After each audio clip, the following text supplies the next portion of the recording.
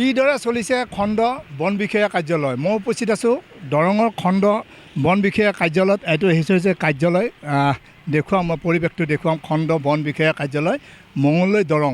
আৰু এই কাৰ্যালয়টোৱে আচলতে যিসমূহ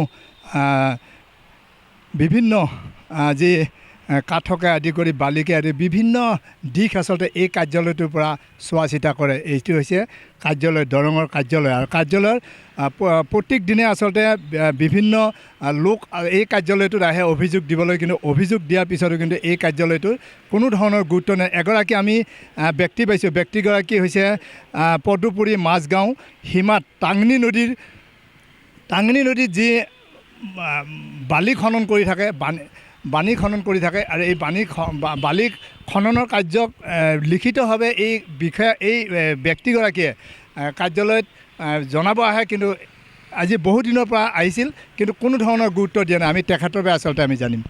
কি ক'ব, আপোনাৰ ঘৰ ক'ত, আপোনাৰ নাম কি? দাদা, আমাৰ ঘৰ 2 নং মাজগাঁও।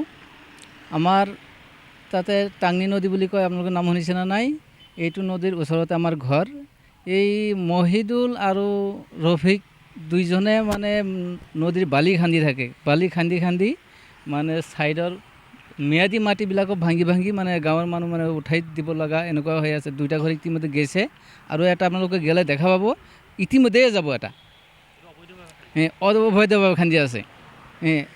কালিও, আজি হ'ব 3 দিন হ'ব, 3 দিন এক নাগাতাৰ কাটি আছে। কালি ফোন মাৰিছিল, সি কৈছে যে আপুনি কাক ফোন মাৰিছিল? ফোন মাৰিছিলোঁ মেহেত আলম নেকি, ইয়াক ফোন ইয়াক ফোন মাৰিছিলোঁ। সি কৈছে আপোনালোকে হেৰি কৰিব, এই লিখিত দৰখাস্ত এটা লৈ আহিব, আহি দি থৈ যাব, নহ'লে আমি এনেই যাই এই গাড়ী উঠাবাটো এইটো তাৰমানে আইন নাই বৰ্তমানে, আপুনি আহিব। আগতে আপোনালোকে লিখিতভাৱে জনাইছিল নেকি? আমি আৰু 2বাৰ দিছিলোঁ। কাগজহে আছে মোৰ তাতে। তেতিয়া মানে কি, ইয়াক মাতিলে সি কয় গাড়ীটো ধৰি থৈ দিব, আমি যাই উঠাই আনিম।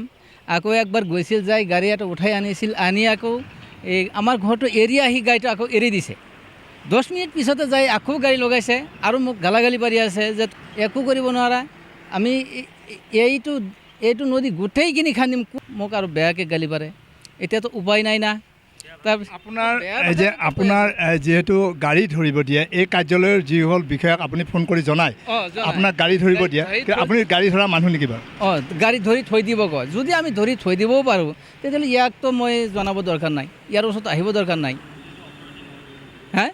ছাৰ, তাৰপিছত এতিয়া কি কৰা যাব? মোক মানে অৰ্ডাৰ দিয়ে, তহঁতে গাড়ীটো ধৰি ৰাখিব, মই যাই উঠাই আনিম, এনেকুৱা কয়। এই মেহেতে কয়, মেহেত কিন্তু ই ফৰেষ্টৰ মানুহ হয়, ফৰেষ্ট ডিপাৰ্টমেণ্টৰ মানুহ হয় সিহঁতে। ইয়াৰ নাম্বাৰ আমাৰ তাতে আছে, মই ফোন মাৰোঁ মাজে মাজে। কাম কৰে নি তেওঁ? ফৰেষ্টৰ কাম কৰে। মেহেত আলম না কিবা নাম, মেহেত।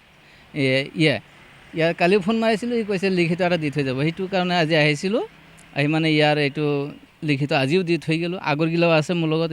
আপোনাৰ এই যে নদীটোত অবৈধভাৱে যি বালি কাটি আছে, আপোনাৰ অসুবিধা কি হৈছে? আমাৰ অসুবিধা মানে কি, আমাৰ গাঁৱৰ মানুহ এটাকৈ ভাঙি গৈ আছে। এতিয়া আমাৰতো আহি পাইছে, এতিয়া ঘৰ পাইছে।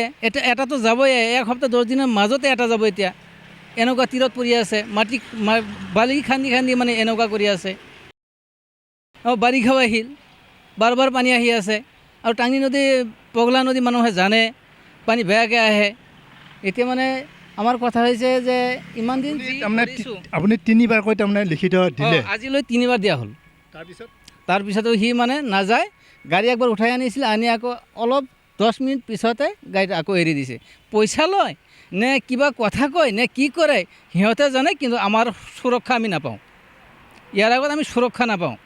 সেইকাৰণে মানে আজি আমাৰ এই ফৰেষ্ট ডিপাৰ্টমেণ্টৰ এই বনমন্ত্ৰী জয়ন্ত মল্ল বৰুৱা ছাৰক মানে আমি অনুৰোধ জনাইছোঁ যে এইখিনি আপোনালোকে অলপ তদন্ত কৰি মানে চাই দিব লাগে। ব্ৰিজটোও যাব, এতিয়া এনেকুৱা হৈ আছে, এক ছাইডত নামি গৈছে।